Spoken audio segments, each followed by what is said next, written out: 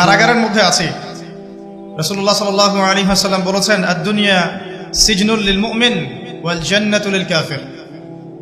এই দুনিয়াটা হচ্ছে মুমিনদের জন্য জেলখানা, কারাগার, এবং কাফেরদের জন্য এই দুনিয়াটা হচ্ছে জান্নাত। কারাগারে যারা দুই একবার থেকেছে আর কি, তারা হয়তো আমার এই কথার মর্মটা বুঝতে পারবে ইনশাআল্লাহ। আমরা যারা পৃথিবীতে আছি, উম্মতে মুহাম্মাদির কথা বলছি, যারা মুসলিম মুমিন, আমরা এই দুনিয়াতে কারাগারে আছি। তার মানে এই দুনিয়াতে আমাদের ইচ্ছার, আল্লাহ পাকের ইচ্ছার বাহিরে আমাদের ইচ্ছার কোনো স্বাধীনতা নাই। আল্লাহ পাকের ইচ্ছার বাহিরে, তার রাসূলের ইচ্ছার বাহিরে আমাদের ইচ্ছার কোনো স্বাধীনতা নাই। আল্লাহ এবং তার রাসূল যখন যেটা করতে বলেছেন, যেভাবে করতে বলেছেন, হুবাহু সেইভাবে করার নাম হচ্ছে ইসলাম। আর যদি আমি এই দুনিয়াতে কাফের হই, তাহলে আমি স্বতন্ত্র স্বাধীন, আমি যা ইচ্ছা তাই করতে পারি। আমি চাইলে মদ খেতে পারি, সুদ খেতে পারি, জেনা করতে পারি, দুর্নীতি করতে পারি, অন্যের সম্পদ আত্মসাৎ করতে পারি, বেপরদায় চলতে পারি। এটা কাদের জন্য শোভা পাবে? যারা এই দুনিয়াতে কাফের। কারণ কাফেরদের জন্য দুনিয়াটাই হচ্ছে জান্নাত। আর আমরা সত্যিকারের জীবনটা পাবো আমাদের মৃত্যুর পর ইনশাআল্লাহ। এখন আছি দুনিয়ায় মুসাফিরের মতো। এটা হচ্ছে কর্মক্ষেত্র, শস্যক্ষেত, আর কবরে হবে ঘুম ইনশাআল্লাহ তাআলা। আমি একটা তাফসীর পড়ছিলাম সূরাতুল ওয়াকিয়া, এই সূরার আসলে জ্ঞানের তো কোনো শেষ নাই।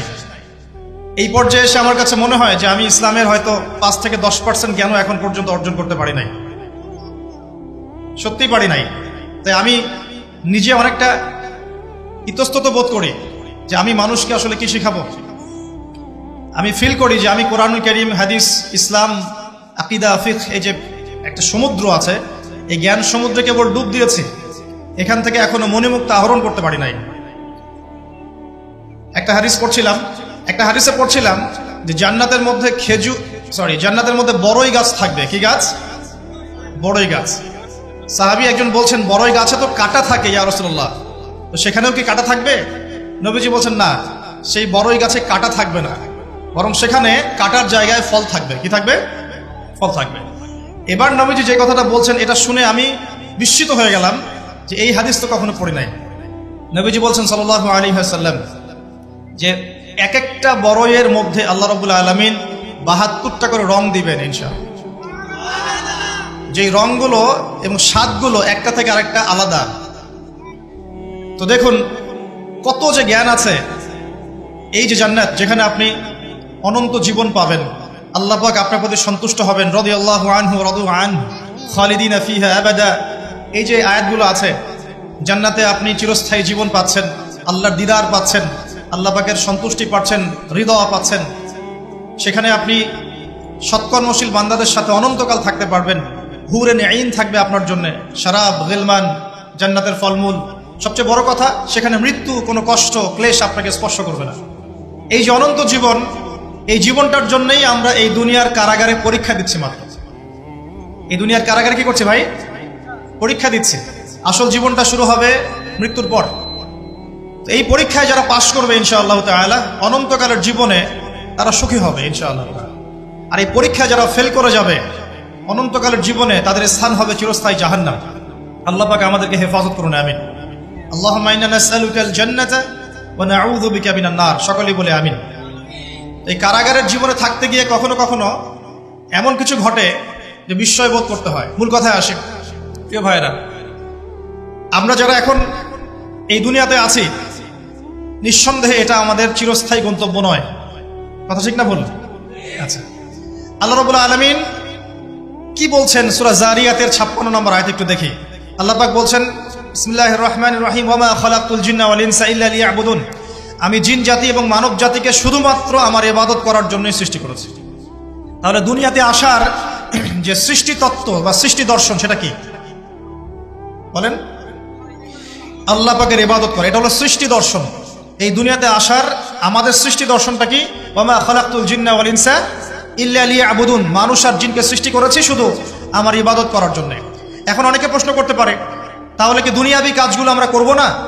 উত্তর হচ্ছে না, দুনিয়াবি কাজ আপনি করবেন, এবং দুনিয়াবি প্রতিটা কাজই আপনার ইবাদত বলে কাউন্ট হবে, গণ্য হবে, যদি আমি এই কাজগুলো একটা পদ্ধতি মেনে করি, সেটা হলো নবী সাল্লাল্লাহু আলাইহি ওয়াসাল্লামের সুন্নত মেনে করি, ব্যাস, দ্যাটস অল। রাত হয়েছে, ঘুমাবেন, ঘুমটা যদি নবীর সুন্নাহ মতো হয়, আপনি প্রত্যেক সেকেন্ডে নেকি পাবেন ইনশাআল্লাহ। ইস্তেঞ্জা করবেন, ইস্তেঞ্জাটা যদি নবীর সুন্নাহ মতো হয়, নেকি পাবেন ইনশাআল্লাহ। যদি আপনি খাবার খান, খাবার খাওয়াটাও যদি নবীর সুন্নাহ মতো হয়, নেকি পাবেন। এমনকি স্ত্রী সহবাসও যদি আপনি করেন নবীর সুন্নাহ মেনে, তো তারপরেও নেকি হবে ইনশাআল্লাহ। আর কি চাই বলেন? কাপড় চোপড় পরা, ওযু করা, গোসল করা, ব্যবসা বাণিজ্য, চাকরি বাকরি, আমাদের প্রফেশনগুলো যেগুলো আছে, দাওয়া, দিনের কাজ করা, দুনিয়ার কাজ করা, সবকিছুই ইবাদত হবে ইনশাআল্লাহ যদি একটা সুন্নাহ আমরা মেনে চলি, সেটা হলো নবী সাল্লাল্লাহু আলাইহি ওয়াসাল্লামের আদর্শ এবং তরিকা ফলো করা। তার তরিকা বাদ দিয়ে অন্য কোনো তরিকাকে ফলো করা যাবে? উত্তর হচ্ছে না। তার তরিকা বাদ দিয়ে অন্য কোনো তরিকা ফলো করা যাবে না। তবে সেই ব্যক্তির কথা নেওয়া যাবে যার কথা এবং কাজ রাসূল সাল্লাল্লাহু আলাইহি ওয়াসাল্লামের সাথে মিলে যায়।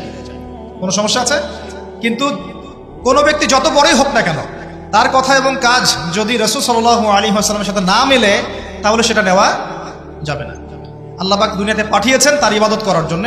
আর ইবাদত মানে শুধু নামাজ, রোজা, হজ, যাকাতি নয়, বরং আপনার পারিবারিক জীবন থেকে শুরু করে অর্থনৈতিক জীবন, ব্যবসা বাণিজ্য এবং পলিটিক্যাল লাইফ, সবকিছু ইবাদত ইনশাআল্লাহ, যদি আপনি নবীর তরিকা মতো করতে পারেন।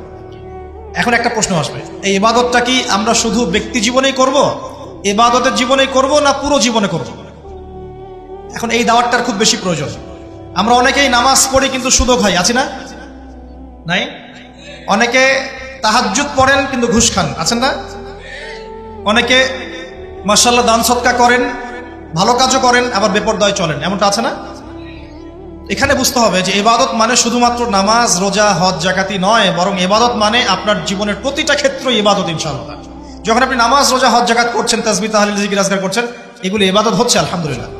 একই সাথে যখন আপনি ব্যবসায় আসবেন, তখন মাপে কম দেওয়া যাবে না, তখন পণ্যে ভেজাল দেওয়া যাবে না, তখন আপনি মিথ্যা কসম খেয়ে পণ্য বিক্রি করতে পারবেন না, তখন আপনি মজুত করতে পারবেন না, কৃত্রিম সংকট তৈরি করতে পারবেন না।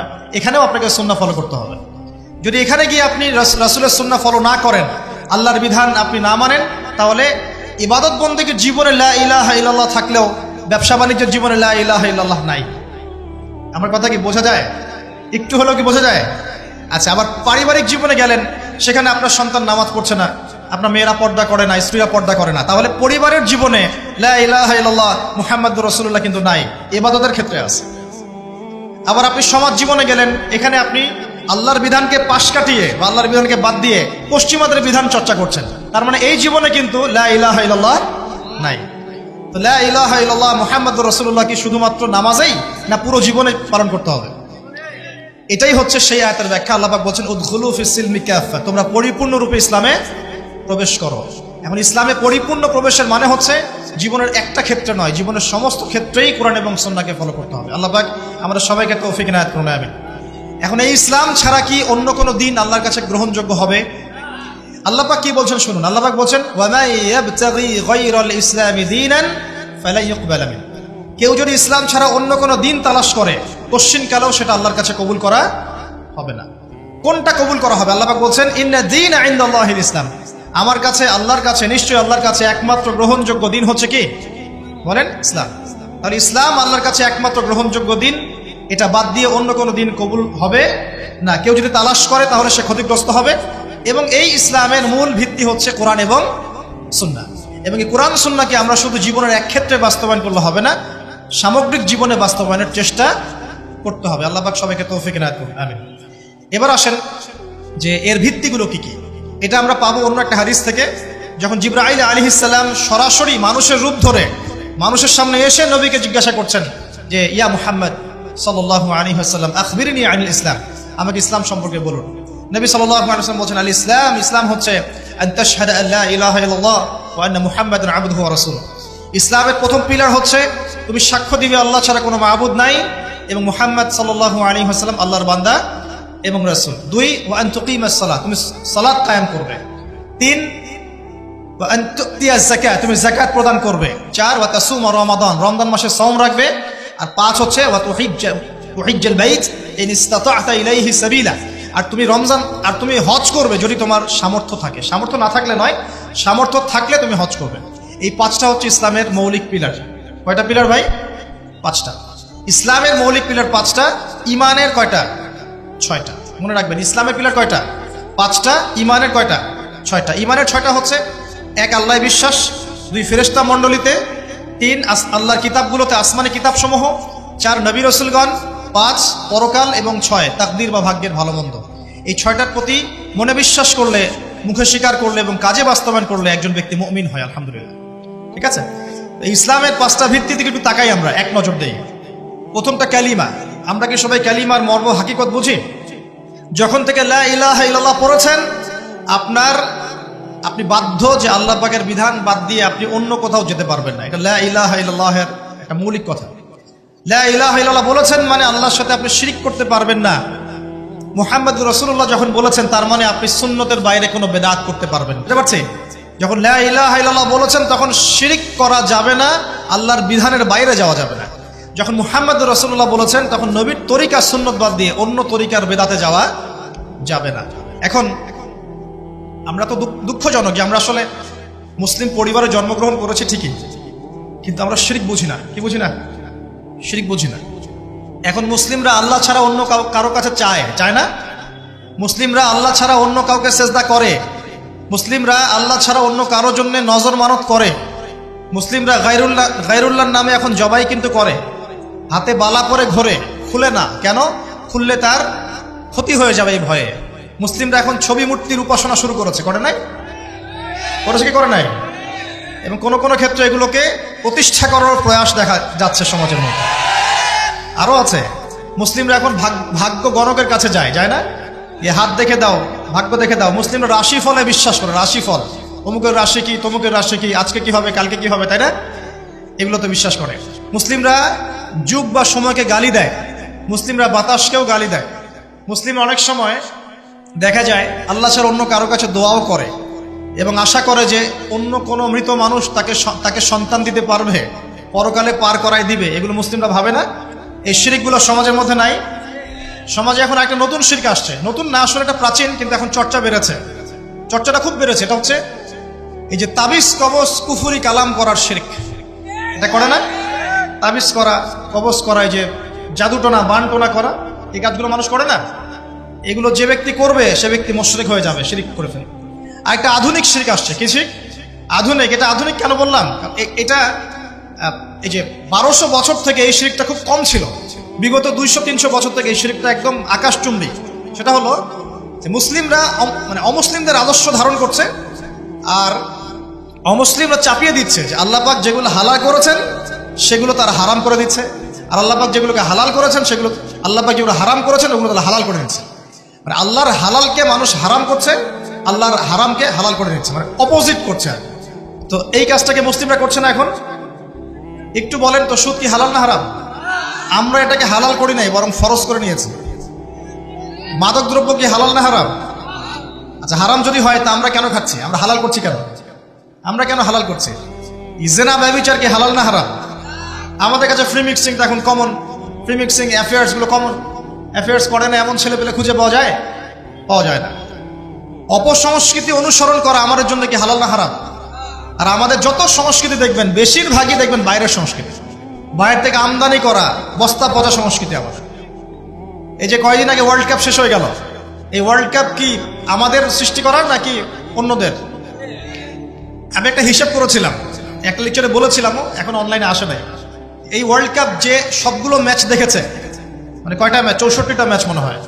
যতগুলো ম্যাচ যদি সবাই দেখে থাকে, তাহলে এই 1.5 ঘন্টা করে হিসাব করলে সে তার পুরো হায়াতের 4 দিন নষ্ট করেছে। কয়দিন? 4 দিন। শুধুমাত্র একটা ওয়ার্ল্ড কাপ তোমার জীবনের 4 দিন নষ্ট করে ফেলেছে। মানে তোমার হায়াত যদি হয় 30 দিন, তোমার হায়াত এখন আছে 26 দিন। ভয়ঙ্কর না বিষয়টা? যদি হায়াত হয়ে থাকে এখন বাকি থাকে 30 দিন, এখন বাকি আছে তোমার 26 দিন। 4 দিন চলে গেছে, টের পাও নাই তুমি। আর 100 জন মানুষ যদি 4 দিন করে হায়াত হারায়, তাহলে 100 জন মানুষের 400 দিন তারা শেষ করে ফেলেছে। 1000 জনের 4000 দিন, 1 লক্ষ জনের 4 লক্ষ দিন, 1 কোটি মানুষের 4 কোটি দিন। পুরো বিশ্ব থেকে এরকম কোটি কোটি দিন বছর তারা নিয়েছে একটা ওয়ার্ল্ড কাপ দিয়ে। আল্লাহ পাক আমাদেরকে পাঠিয়েছিলেন কেন? আল্লাহর ইবাদত করার জন্য। শুধু ইবাদত নয়, আমাদের আরো একটা দায়িত্ব আছে। ওই দায়িত্বটার সাথে ওদের এই চক্রান্তগুলো সম্পর্কিত। দায়িত্বটাকে বলে নেই। আল্লাহ পাক আমাদেরকে দায়িত্ব দিয়েছেন আল্লাহ পাকের জমিনে আল্লাহ পাকের দিনটাকে প্রতিষ্ঠা করার। জানেন, আল্লাহ পাক কি দায়িত্ব দিয়েছেন? আল্লাহর জমিনে আমরা দিনটাকে প্রচার প্রসার করব এবং প্রতিষ্ঠা করব। আল্লাহ পাক বলছেন কুনতুম খায়রা উম্মাহ, তোমরা হচ্ছে শ্রেষ্ঠ জাতি। কারা তোমরা? মানে আমরা। তোমরা মানে কারা? এই উম্মতে মুহাম্মাদি, তোমরা হচ্ছে শ্রেষ্ঠ জাতি। খায়রা উম্মাহ উখরিজাত লিন-নাস, তোমাদেরকে বের করা হয়েছে মানব জাতির কল্যাণের জন্য। তোমাদের দায়িত্ব তিনটা। এক, তা'মুরুনা বিল মা'রুফ, তোমরা সৎ কাজে আদেশ করবে। দুই, ওয়া তানহাউনা আনিল মুনকার, তোমরা অসৎ কাজে নিষেধ করবে। তিন, ওয়া তু'মিনুনা বিল্লাহ, তোমরা আল্লাহর প্রতি ঈমান রাখবে। তো আল্লাহ পাক বলছেন আমাদের কাজ সৎ কাজে আদেশ করা, অসৎ কাজে নিষেধ করা, আল্লাহর প্রতি ঈমান আনা। আর সূরা মুহাম্মদ আল্লাহ পাক বলছেন ইন তানসুরুল্লাহ ইয়ানসুরকুম, তোমরা যদি আল্লাহকে সাহায্য করো তবেই আল্লাহ পাক তোমাদেরকে সাহায্য করবে। আর সূরা সফে আল্লাহ পাক বলছেন হুয়াল্লাযী আরসালা রাসূলাহু বিল হুদা ওয়া দীনিল হক লিইয়ুযহিরাহু আলা দ্বীনি কুল্লি। আল্লাহ পাক এই যে নবী পাঠিয়েছেন, হেদায়েত দিয়েছেন, কোরআন সুন্নাহ পাঠিয়েছেন, যাতে ইসলাম অন্য সমস্ত দ্বীনের উপর বিজয় লাভ করতে পারে। তো এটা উদ্দেশ্য না? এই উদ্দেশ্য বাস্তবায়ন করার দায়িত্ব কি শুধু আলেম ওলামার, নাকি আমাদের সবার? আর সবার মধ্যে সবচেয়ে বেশি গুরুত্বপূর্ণ সেক্টর কারা? যুবকরা না? বুঝতে পারছেন না? যুব সমাজ যদি দাঁড়িয়ে যায় তাহলে কি ইসলামের শত্রুরা এই অপ্রতিরোধ গতিটাকে রোধ করতে পারবে? পারবে না। এই তো ক্যাটেগরিজ কথা বলছিলাম, ওখানে গিয়ে দেখেন হলের নাম আছে তারেক বিন জিয়াদ হল, খালেদ বিন ওয়ালিদ হল, তারপরে একটা আছে মোহাম্মদ বিন কাসিম হল। তিনজন বিখ্যাত বীর সেনার নামে তিনটা হল করা আছে, দেখেছেন? এই তারেক বিন জিয়াদ কে ছিল? মহাবীর, যিনি স্পেন বিজয় করেছিলেন। স্পেনের দিক দিয়ে ইসলামকে ঢুকিয়েছেন ওই ইউরোপে। কে? তারেক বিন জিয়াদ। নাম শুনেছেন? এই যুব সমাজ তো নামই জানে না, এরা তো শেকড়ই চিনে না। এখনকার যুব সমাজ কি তারেক বিন জিয়াদের মতো? মুহাম্মদ বিন কাসিমকে, যার এই যে দাওয়াত এবং জিহাদে এই যে উপমহাদেশে সিন্ধু অঞ্চল রাজা দাহিরকে পরাজিত করে তিনি ভারতবর্ষের মধ্যে ইসলাম ঢুকিয়েছেন। মুহাম্মদ বিন কাসিম নাম শোনেন নাই? এই যে খালেদ বিন ওয়ালিদকে, উহুদের যুদ্ধে যার হাতে অনেক মুসলিম শহীদ হয়েছেন, পরে তিনি ইসলাম কবুল করে ইসলামের পক্ষে 100টা যুদ্ধ করেছেন। কয়টা? 100টা। এবং এই যে পারস্য, এই রোম, এই সমস্ত সাম্রাজ্যগুলোর পতন তার হাতে হয়েছিল এবং তিনি এদিকে ইসলাম ঢুকিয়েছিলেন। সুবহানাল্লাহ। এই যে তাদের বীর সেনার নামে হল তৈরি করা আছে, দেখবেন গিয়ে শিখেন কিছু, ঘোরেন। আল্লাহ পাক বলেছেন সিরু ফিল আরদ, তোমরা জমিনে ঘুরো, বিচরণ করো। ফানজুর কাইফা কানা আকিবাতুল মুকাদ্দিবিন, লক্ষ্য করে দেখো আল্লাহ বিরোধী শক্তিকে আল্লাহ পাক কেমন করে ধ্বংস করেছেন। খেয়াল করে দেখেন। এখনকার যুব সমাজের আইডল ছিল তারা, কিন্তু উমর ইবনে খাত্তাব, খালেদ বিন ওয়ালিদ, মুহাম্মদ বিন কাসিম, তারেক বিন জিয়াদ, তারা আমাদের শেকড়, তারা আমাদের আদর্শ। তো তাদের আদর্শ ধারণ করলে তো ইসলামের শত্রুরা টিকতে পারবে না। পারবে? পারবে না। এই জন্য যুব সমাজকে এলিমিনেট করতে হবে। যুব সমাজকে যদি এমন কিছুতে প্রলুব্ধ করে রাখা যায় যে তারা তাদের জীবনের উদ্দেশ্যটা হারিয়ে ফেলে, তাহলে মুসলিমরা দুর্বল হয়ে যাবে। বুঝতে পারছেন কি? ঠিক এই কারণেই আপনার আমার মতো যুবক যারা, তাদেরকে আল্লাহর পথ থেকে সরিয়ে দেওয়ার জন্য তারা আপনার সামনে কিছু টোপ রেখে দিয়েছে, কিছু টোপ সামনে দিয়েছে। তার মধ্যে একটা হচ্ছে এই ধরনের আসরগুলা, যেটা আপনি 4 দিন নষ্ট করলেন, হায়াত নষ্ট করলেন। হ্যাঁ, খেললো কারা, জিতলো কারা, আপনি রং তামাশা করলেন, স্ট্রোক করে মারা গেল, দেখলেন না? উল্লাস করতে করে স্ট্রোক করে মারা যায়, শহীদী মৃত্যু একদম, নাকি? হ্যাঁ, মাশাআল্লাহ, সুবহানাল্লাহ, নাকি বলেন? আস্তাগফিরুল্লাহ। দেখছেন, ইন্নামাল আমালু বিল খাওয়াতিম, নবী সাল্লাল্লাহু আলাইহি ওয়াসাল্লাম বলছেন নিশ্চয় আমল ডিপেন্ড করবে শেষ কাজের উপরে। শেষ কাজ, একটা হাদিস আছে ইন্নামাল আমালু বিন্নিয়াত, সেটা আলাদা, সহিহ বুখারী 1 নম্বর হাদিস, যে আমল নিয়তের উপর নির্ভর করে। আরেকটা হচ্ছে ইন্নামাল আমালু বিল খাওয়াতিম, আমল নির্ভর করে শেষ কাজের উপরে।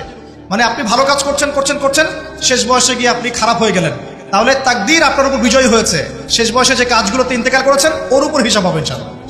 এখন খারাপ কাজ করছেন, তওবা করে ফিরে আসলেন, আবার ভালো কাজ করা শুরু করলেন, এই ভালো কাজ করতে করতে মৃত্যু হয়ে গেলে এর উপরে আপনার হিসাব হবে ইনশাআল্লাহ। এখন এই যে আর্জেন্টিনা জিতছে, উল্লাসে মারা গেল, এখন কিসের উপর উঠবে চিন্তা করেন। নিঃসন্দেহে আল্লাহু আ'লাম, আমাদের মত এটা, আল্লাহ ভালো জানেন, যে যেহেতু তাদের অনুসরণ করেছে, আর নবী সাল্লাল্লাহু আলাইহি ওয়াসাল্লাম বলেছেন যে যাকে ভালোবাসবে সে তার সাথে কি করবে? কিয়ামতের মাঠে থাকবে। তাহলে যদি মেসি এই অবস্থায় মারা যায়, কাফের অবস্থায়, তাহলে এই অনুসারী সবাই তার সাথে হাসর করবে। আর মেসি তো সুপারিশ করবে আমাদের জন্য, নাকি? হ্যাঁ, করবে না? তাহলে এর ছবি টবি লাগিয়ে রাখছি কেন বাসার মধ্যে? চিন্তা করতে পারবেন না। মানুষ এখন এত বিভোর হয়ে থাকে এগুলোতে। তারা যা খাবে তারা তাই খাবে, তারা যা পরবে তারা তাই পরে, তারা যেমন করে চুল কাটে তারা তেমন করে চুল কাটে, তারা যেমন করে হাঁটে তারা তেমন করে হাঁটে। মানে আশ্চর্য। এটা এই কারণে হয়েছে যে আমাদের শেকড়টা আমরা ভুলে গেছি। আমাদের সামনে যে একজন বিশ্বের সর্বশ্রেষ্ঠ মহামানব আছেন, মুহাম্মদ রাসূলুল্লাহ সাল্লাল্লাহু আলাইহি ওয়াসাল্লাম, তার সুন্নাহ আদর্শ পড়ে আছে, এটা আমরা চোখে পড়ছে না। আস্তাগফিরুল্লাহ, আল্লাহ পাক মাফ করুন আমাদেরকে। তো এই যুব সমাজকে আল্লাহর পথ থেকে সরিয়ে দেওয়ার জন্য এবং আল্লাহ পাকের দ্বীনের কাণ্ডারি হওয়ার পথে বাধা দেওয়ার জন্য এই ধরনের আসরগুলো তৈরি করা হয়েছে। এছাড়া আছে কনসার্টের আসর, আপনার মিউজিক্যাল কনসার্টগুলো, আপনাকে নাচাবে, হৈ হুল্লা করাবে, ধুম ধারাক্কা করবে। তারপরে আপনার সামনে আরো অকেশন আসবে, ঠিক আছে। এরপরে আপনার সামনে দিয়ে দিয়েছে পর্নোগ্রাফি। সবাই এখন ঘরে ঘরে পর্নোগ্রাফির চর্চা করে, শুধু ছেলেরা না, এখন মেয়েরাও পর্ন দেখে। এটা আমার কথা না, এটা জরিপ দেখবেন, এটা নিয়ে পড়াশোনা করেছি আমি। একটা বইয়ের নাম বলে যে মুক্ত বাতাসের খোঁজে একটা বই পাওয়া যায় বাজারে, দেখেন সুন্দর বইটা, লস্ট মডেস্ট্রি একটা বই আছে, অসাধারণ। মানে এখানে পর্নোগ্রাফির A to Z পোস্টমর্টেম করা আছে। মেয়েরাও এখন পর্ন দেখা শুরু করেছে, হ্যাঁ, সবাই দেখছে, সবাই ঘরে ঘরে। আমরা মনে হয় বাইরে একটা ভালো মানুষের খোলস ধরে থাকি, আর ভিতরটাতে আমাদের আত্মাগুলো পচে গেছে, ঠিক আছে। তো এই পর্ন কেন দেওয়া হয়েছে? কারণ এটাতে যে আসক্ত হয়ে যাবে, সে কিন্তু ইমানের আর তেজটাকে ধরে রাখতে পারবে না। মনে করেন আপনি আল্লাহ না করে একটা পর্ন মুভি দেখে ফেলেছেন, এরপর নামাজে দাঁড়ান, আপনার ওই নামাজে কি কোনো মনোযোগ আসবে? সম্ভব? সম্ভব না। আর নামাজের তো বিষয় আমরা শুধু বাইরের মাসালাগুলোকে নিয়ে তর্ক করি বেশি। নামাজের মূল যেটা জিনিস সেটা কি? নামাজের ইহসান, নামাজে মাআরিফাত, আল্লাহকে পাওয়া, নামাজের খুশু, এগুলো কি আত্মার সাথে সম্পৃক্ত না? সে আত্মা যদি পর্ন দেখে কলুষিত হয়ে যায়, তাহলে কি আমি নামাজে মনোযোগ পাবো? এই কারণে ইবাদত করে কোনো স্বাদ পাচ্ছেন না তো। এই কারণে ইবাদত করে কোনো স্বাদ পাচ্ছেন না, কারণ চোখের জেনা হচ্ছে, পর্ন দেখছেন, এবং কলবটা দূষিত হচ্ছে। যে ফ্রি মিক্সিং দিয়েছে আরেকটা, নারী পুরুষ অবাধ মেলামেশা। এই মেলামেশার মধ্যে কোনো বাধা নাই, যে বাধা দিবে তাকে তারা বলছে মৌলবাদী হয়ে গেছে। অথচ এই যে পড়াশোনা করছি আমরা ছেলে মেয়ে একসাথে, স্কুল থেকে শুরু, স্কুলে, তারপর কলেজে, তারপর বিশ্ববিদ্যালয়ে, ইভেন চাকরি ক্ষেত্রেও, সব জায়গায়, ইভেন পলিটিক্যাল মিছিলেও নারী পুরুষ ফ্রি মিক্সিং দেখবেন। মেয়েরা সামনে, হ্যাঁ, স্লোগান হচ্ছে, পিছনে ছেলেরা, এখানেও ফ্রি মিক্সিং সবখানে। এটা কোত্থেকে আসলো? পশ্চিমারা দিয়েছে। ফ্রি মিক্সিং দেওয়ার কারণ হচ্ছে, উদ্দেশ্য হচ্ছে সমাজের মধ্যে কাঠামো যেন ভেঙে যায়। নারী পুরুষের জায়গায় চলে আসছে, পুরুষ নারীর জায়গায় চলে গেছে, এবং পরিবারের বন্ধনগুলো ভেঙে যাচ্ছে। দেখবেন পরকিয়া, দিন দিন পরকিয়া বাড়ছে না? পরকিয়া দিন দিন বাড়ছে। আর জেনা তো ঘরে ঘরে জেনা। আর জেনা মানে শুধু সেক্সুয়াল সম্পর্ক বোঝাচ্ছি না, এখানে জেনা মানে প্রতিটা অঙ্গ প্রত্যঙ্গে জেনা আছে না? আছে। এছাড়াও এগুলোর প্রভাবে ধর্ষণ বাড়ছে। আর আমাদের মা বোনদেরকে আমরা বেপরদা নিয়ে আসছি, আর বলছি এটা হচ্ছে উন্নতি, অগ্রগতি, প্রগতি। একদিকে পর্ন দেখাচ্ছি, একদিকে ফ্রি মিক্সিং করাচ্ছি, ঠিক আছে। আমার মেয়েদেরকে বাইরেও বের করে নিয়ে আসছি। একদম মেসাকার অবস্থা সমাজে। এরকম একটা অবস্থায় আপনার মেয়ে কতটুকু সেফ চিন্তা করেন। আপনার মেয়ের সন্তান, কন্যা সন্তান কতটুকু সেফ একটু চিন্তা করে দেখেন। স্কুলে অনেক সময় দেখা যায় বিশ্ববিদ্যালয়ে গিয়ে জেনার শিকার হয়ে যাচ্ছে। কয়দিন আগে দেখলেন না, বিশ্ববিদ্যালয়ে মেয়েদেরকে কার মনোরঞ্জন করানোর জন্য ঘরে পাঠানো হচ্ছিল, দেখেন নাই? একটা ডিগ্রি সার্টিফিকেট অর্জন করার জন্য নিজের ইজ্জতকে বিলিয়ে দিতে দ্বিধা করছি না। সুবহানাল্লাহ। তাহলে কোন সমাজে আমরা টিকে আছি? আমাদের পরবর্তী প্রজন্মের কি হবে একটু ভাবতে হবে তো, ভাবতে হবে না?